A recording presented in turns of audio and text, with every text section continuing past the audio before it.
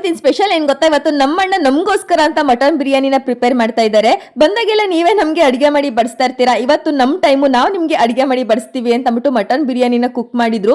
Mutton biryani ಅಂದ್ರೆ ಇಷ್ಟ ಇಲ್ದೇ ಇರೋ ನಾನು ಇವತ್ತಂತೂ ಸಖತ್ತಾಗಿ ಬ್ಯಾಟಿಂಗ್ ಮಾಡಿದೆ ಅಂತ ಹೇಳ್ಬೋದು, ಯಾಕಂದ್ರೆ ಟೇಸ್ಟ್ ಅಂತೂ ಸಖತ್ತಾಗಿತ್ತು. ನಾವು ಬ್ಲಡ್ ರಿಲೇಷನ್ಸ್ ಅಲ್ಲದೆ ಇದ್ರು ಕೂಡ ನಮ್ಮ ಮಧ್ಯೆ ಇರುವಂತ ರಿಲೇಶನ್ಶಿಪ್ ಬಾಂಡಿಂಗ್ ತುಂಬಾನೇ ಚೆನ್ನಾಗಿದೆ. ನಾವು ಚಿಕ್ಕ ವಯಸ್ಸಿಂದ ಹೀಗೆ ಇದೀವಿ, ಮುಂದೆ ಕೂಡ ಹೀಗೆ ಇರ್ತೀವಿ. ಎಲ್ಲರೂ ಒಂದು ಫ್ಯಾಮಿಲಿ ಟೈಮ್ ನ ಚೆನ್ನಾಗಿ ಸ್ಪೆಂಡ್ ಮಾಡಿದ್ವಿ ಅಂತಾನೆ ಹೇಳ್ಬೋದು. ಹಾಗೆ ಈ ಪುಟಾಣಿ ವಿಶೇಷ ಏನು ಅಂತಂದ್ರೆ, ಅವನೆಲ್ಲೇ ಹೋದ್ರು ಈ ತರ ಬೆಡ್ಶೀಟ್ ನ ಕ್ಯಾರಿ ಮಾಡ್ತಾನೆ. ಬಿಕಾಸ್ ಅವನಿಗೆ ಯಾವುದೇ ಬೆಡ್ಶೀಟ್ ನೋಚ್ಕೊಂಡ್ರು ನಿದ್ದೆ ಬರಲ್ಲ, ಅವ್ನ್ ಬೆಡ್ಶೀಟೇ ಬೇಕಂತೆ.